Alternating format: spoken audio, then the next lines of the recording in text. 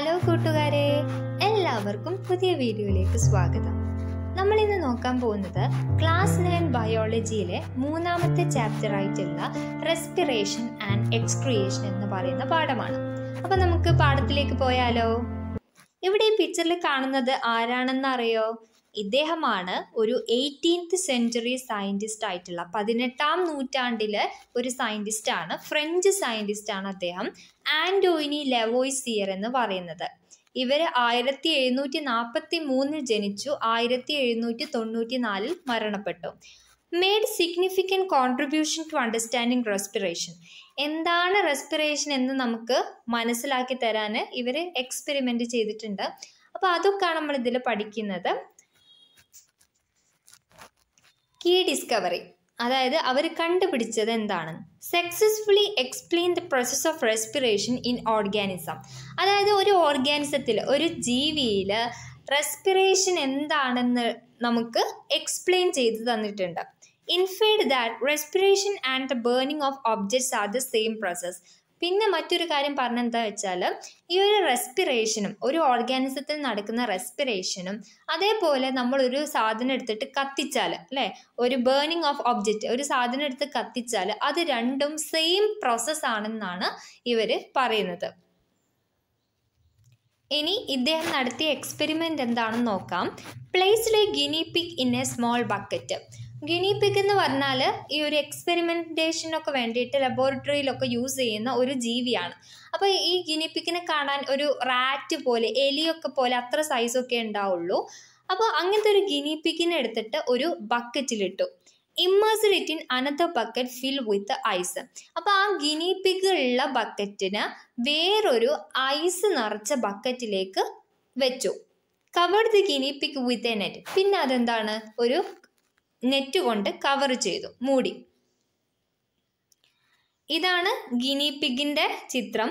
ഒരു ചെറിയ റാറ്റ് പോലെയൊക്കെയാണ് നമുക്ക് തോന്നുക.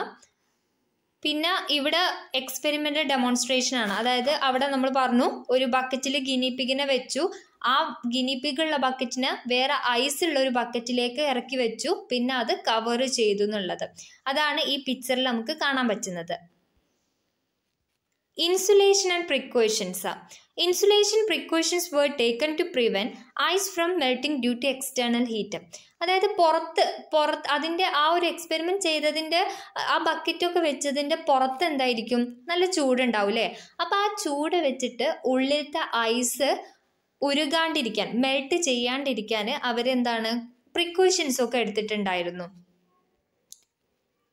ഇനി ഈ ഒരു എക്സ്പെരിമെൻറ്റിൻ്റെ ഒബ്സർവേഷൻ എന്തായിരുന്നു നോക്കാം. Despite the precaution the ice melted. അതായത് അവർ എത്ര പ്രിക്കോഷൻസ് എടുത്തിട്ടുണ്ടെങ്കിലും, അതായത് അവരെത്ര ആ ഉള്ളിലത്തെ ഐസ് പുറത്തെ ഹീറ്റ് വെച്ചിട്ട്, പുറത്തെ ഹീറ്റ് കൊണ്ട് മെൽറ്റ് ആവാണ്ടിരിക്കാൻ അവരെത്ര മൂടിയിട്ടുണ്ടെങ്കിലും എന്ത് സംഭവിച്ചു, ഉള്ളിലത്തെ ഐസ് മെൽട്ടായി, അതായത് ഉള്ളിലത്തെ ഐസ് ഉരുകിപ്പോയി. Lavoisier proved the heat came from the guinea pig's body. അപ്പം ആ സയൻറ്റിസ്റ്റിന്, ലവോയ്സിയറിന് മനസ്സിലായി പുറത്തത്തെ ചൂട് കൊണ്ടല്ല ഈ ഐസ് മെൽട്ടായത്. അതായത് പുറത്തെ ചൂട് ഇല്ലാതാക്കാൻ വേണ്ടിയിട്ട് അവർ കുറേ പ്രിക്കോഷൻസ് എടുത്തിട്ടുണ്ടായിരുന്നു അല്ലേ. അതുകൊണ്ട് ഈ ഐസ് മെൽറ്റ് ചെയ്യാണ്ടിരിക്കാൻ വേണ്ടിയിട്ട് അവർ പ്രിക്കോഷൻസ് എടുത്തിട്ടുണ്ടായിരുന്നു. എന്നിട്ടും ആ ഒരു ഐസ് മെൽട്ടായി, അതായത് ഐസ് ഉരുകിപ്പോയി.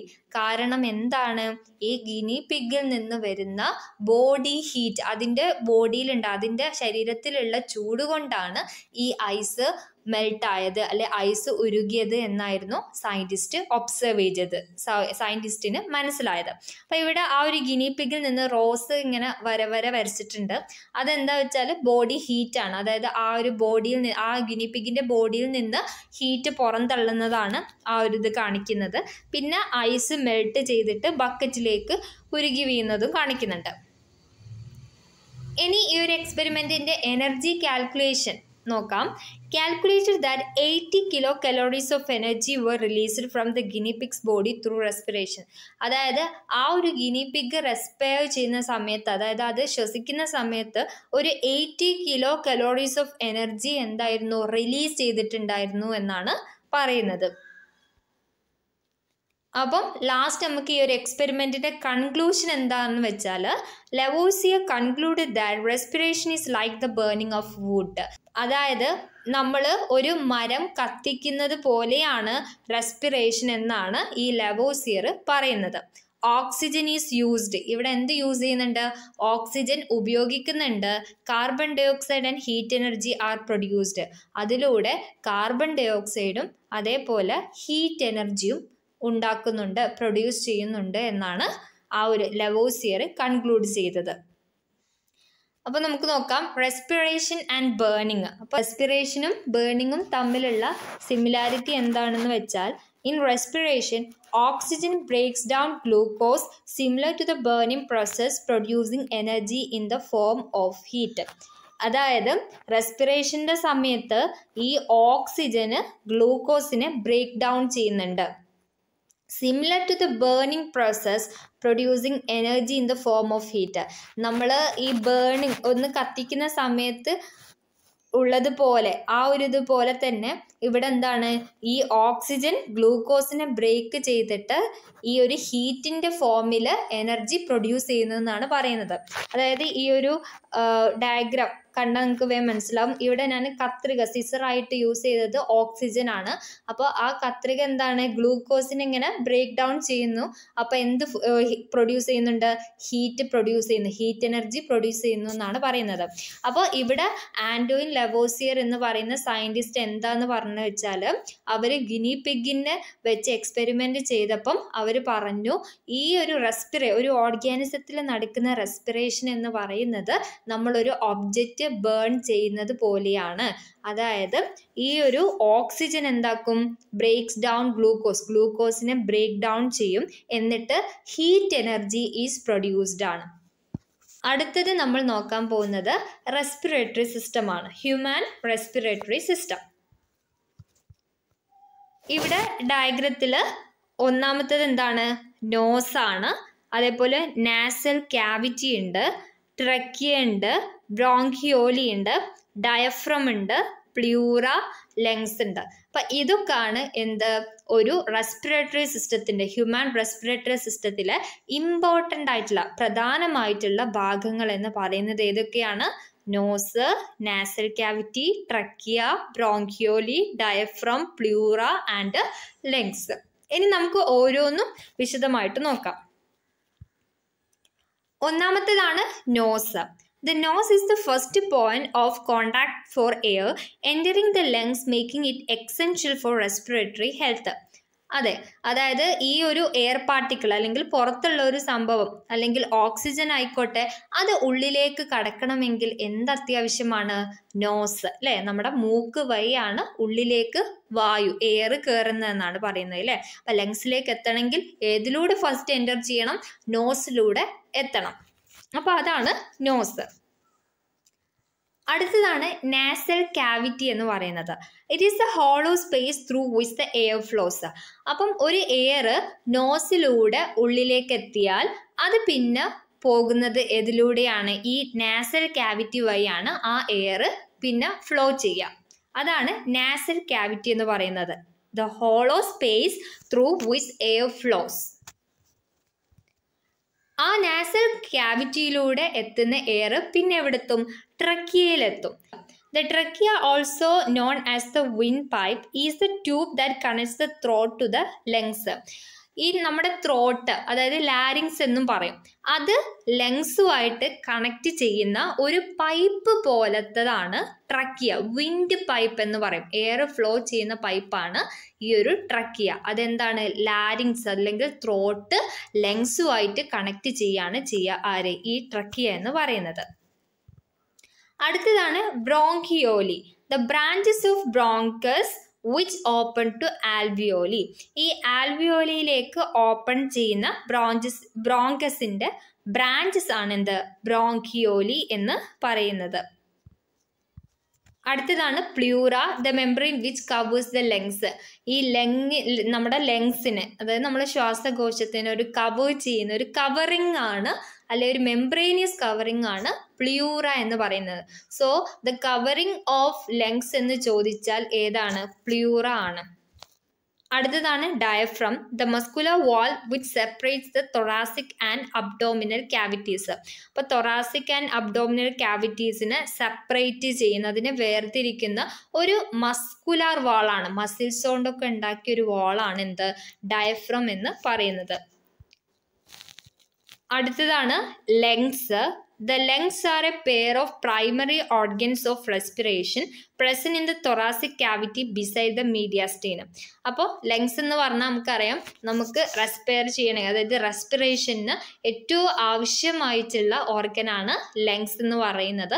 അപ്പോൾ നമ്മുടെ റെസ്പിറേഷൻ അല്ലെ ശ്വസനം നടക്കുന്നത് എവിടെ വെച്ചിട്ടാണ്, ലങ്സിൽ വെച്ചിട്ടാണ്. അത് എവിടെയാണ് പ്രസന്റ് ആയിട്ടുള്ളതെന്ന് വെച്ചാൽ നമ്മളെ തൊറാസിക് ക്യാവിറ്റിയിലാണ്, ബിസൈഡ് മീഡിയാസ്റ്റീനത്തിൻ്റെ ബിസൈഡായിട്ട് തൊറാസിക് ക്യാവിറ്റിയിൽ കാണുന്ന പെയർ ആയിട്ടാണ് കാണുക അല്ലേ. 2 ലങ്സ് ഉണ്ട്, ഒരു പെയർ ഓഫ് എന്താണ് ലങ്സ് ആണ് പ്രസന്റ് ആയിട്ടുള്ളത്.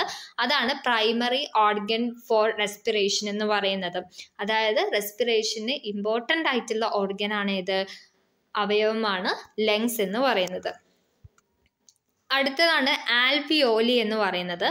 ആൽവിയോലി are delicate elastic air sacs located at the tips of bronchioles. നമ്മൾ ബ്രോങ്കിയോലസ് പറഞ്ഞിട്ടുണ്ടായിരുന്നു അല്ലേ. അപ്പം ആ ബ്രോങ്കിയോലസിൻ്റെ ഒക്കെ ടിപ്പിൽ അറ്റത്ത് കാണുന്ന ഒരു സാക്ക്, അല്ലെങ്കിൽ ഒരു ചാക്ക് പോലെ കാണുന്നതാണ് എന്ത്, ഇലാസ്റ്റിക് ഡെലിക്കേറ്റ് എയർ സാക്കാണ് ഈ ആൽവിയോലി എന്ന് പറയുന്നത്. Numerous blood capillaries cover their surface. അതിൻ്റെ ചുറ്റുമായിട്ട് എന്ത്, കുറേ ബ്ലഡ് ക്യാപ്പിലറീസ് നമുക്ക് കാണാൻ പറ്റും. പിക്ചറിൽ ഞാൻ റെഡ് സർക്കിളിനോട് ഹൈലൈറ്റ് ചെയ്ത് കാണിച്ചിട്ടുണ്ട്. അപ്പം ഇതാണ് ആൽവിയോലി എന്ന് പറയുന്നത്. അപ്പം ഇതിൻ്റെ പുറത്തായിട്ട് നമുക്ക് blood capillaries, red colour, blue colour blood capillaries നമുക്ക് കാണാൻ പറ്റും.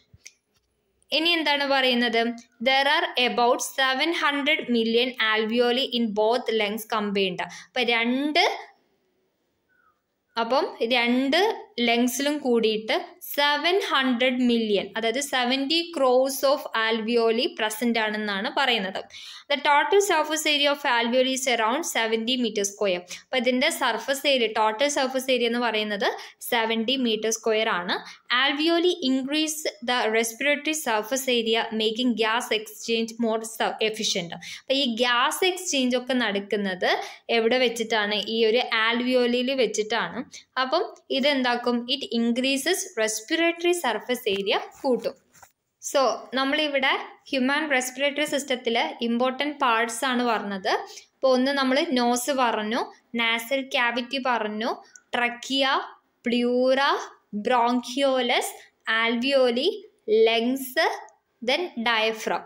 ഇത്രയും കാര്യങ്ങളാണ് ഹ്യൂമൻ റെസ്പിറേറ്ററി സിസ്റ്റത്തിലെ ഇമ്പോർട്ടൻറ്റ് പാർട്സ് നമ്മൾ പരിചയപ്പെട്ടത്. അടുത്തത് നമ്മളോടൊരു ക്വസ്റ്റ്യൻ ചോദിച്ചാൽ, prepare a flow chart to illustrate the path of atmospheric air entering the nostrils till it reaches alveoli. അതായത് നമ്മുടെ നോസ് മുതൽ ഈ ഒരു ആൽവിയോളി വരെ എയർ എത്തുന്ന ആ ഒരു പാത്ത് വേ നമ്മളോട് ചോദിക്കുകയാണ്, നമ്മളോട് വരയ്ക്കാൻ പറയാണ്. അപ്പോൾ അങ്ങനെയാണെങ്കിൽ അതിൻ്റെ ആൻസർ എങ്ങനെ എഴുതാമെന്ന് നോക്കാം. അപ്പം ഇതാണ് path of air from nostrils to alveoli. ആദ്യം അറ്റ്മോസ്ഫിയറിക് എയർ, പുറത്തുള്ള ഒരു എയർ ഫസ്റ്റ് എങ്ങോട്ടാണ് എത്തുക, നോസ്ട്രിൽസിലാണ് എത്തുക. നോസ്ട്രിൽസ് എന്ന് പറഞ്ഞാൽ നമ്മളെ നോസ്, നമ്മളെ മൂക്ക് തന്നെയാണ്. ഇനി അത് എങ്ങോട്ടെത്തും, നാസൽ ക്യാവിറ്റിയിലേക്ക് എത്തും അല്ലേ, ആ ഒരു ഹോളോ സ്പേസിലേക്ക്, നാസൽ ക്യാവിറ്റിയിലേക്ക് എത്തും. പിന്നെ ഫാരിൻസിലെത്തും, ലാരിൻസിലെത്തും, ട്രക്കിയയിലേക്ക് എത്തും. ട്രക്കിയ എന്ന് പറഞ്ഞാൽ എന്തായിരുന്നു, വിൻഡ് പൈപ്പ് ആയിരുന്നു അല്ലേ. അപ്പോൾ വിൻഡ് പൈപ്പ് ട്രക്കിയയിലെത്തും. പിന്നെ ബ്രോങ്കിയിലെത്തും, ബ്രോങ്കിയോലസ് എന്ന് പറയും. ബ്രോങ്കിയോലസ് എന്ന് പറഞ്ഞാൽ ആ ഒരു ബ്രോങ്കിൻ്റെ ബ്രാഞ്ചസ് ആണ് അല്ലേ. അപ്പം ജസ്റ്റ് എന്താണ്, ഒരു മരത്തിൻ്റെ ചില്ലകൾ പോലെ വിചാരിച്ചാൽ മതി. അപ്പം ബ്രോങ്കിയിലെത്തും, ബ്രോങ്കിയോലസിലെത്തും, പിന്നെ ലാസ്റ്റ് ആൽവിയോലയിലെത്തും. ഈ ആൽവിയോലയിൽ വെച്ചിട്ടാണ് എക്സ്ചേഞ്ച് ഓഫ് ഗ്യാസസ് നടക്കുന്നത്. അപ്പോൾ ഇതാണ് ഒരു പാത്ത് വേ. നമ്മളോട് നോസ് മുതൽ ആൽവിയോലി വരെയുള്ള എയർ ഫ്ലോൻ്റെ പാത്ത് വേ വരയ്ക്കാൻ പറഞ്ഞാൽ ഇതാണ് ചെയ്യേണ്ടത്. ഈ ഒരു ഫ്ലോ ചാർട്ടാണ് വരയ്ക്കേണ്ടത്. അറ്റ്മോസ്ഫിയറിക് എയർ നോസ്ട്രിൽസിൽ എത്തുന്നുണ്ട്, ദെൻ നാസൽ ക്യാവിറ്റിയിൽ എത്തുന്നുണ്ട്, ഫാരിൻസിൽ എത്തുന്നുണ്ട്, ലാരിൻസിൽ എത്തുന്നുണ്ട്, ട്രക്കിയ, ബ്രോങ്കി, ബ്രോങ്കിയോലസ് ആൻഡ് ലാസ്റ്റ് എവിടെ എത്തും, ആൽവിയോലിയിലെത്തും. അപ്പം കൂട്ടുകാരെ, നമ്മൾ ഇത്രയാണിന്ന് നോക്കുന്നത്. അപ്പോൾ നമ്മൾ ഓരോന്നും ചെറിയ ചെറിയ പാർട്ടായിട്ട് ഡിവൈഡ് ചെയ്തിട്ടായിരിക്കും അപ്ലോഡ് ചെയ്യുന്നത്. അപ്പോൾ അതുകൊണ്ട് തന്നെ നിങ്ങൾക്ക് എന്താവാം, കൂടുതൽ കൺഫ്യൂഷൻ ഇല്ലാണ്ട് നിങ്ങൾക്കത് ഗ്രാസ്പ് ചെയ്യാൻ പറ്റും. സോ സബ്സ്ക്രൈബ് ചെയ്യാത്തവർ സബ്സ്ക്രൈബ് ചെയ്ത് കാണുക. അതേപോലെ തന്നെ നിങ്ങളെ കൂട്ടുകാർക്കും ഷെയർ ചെയ്ത് കൊടുക്കാം. സോ അടുത്ത പാർട്ടിൽ കാണാം. Thank you so much and have A nice day.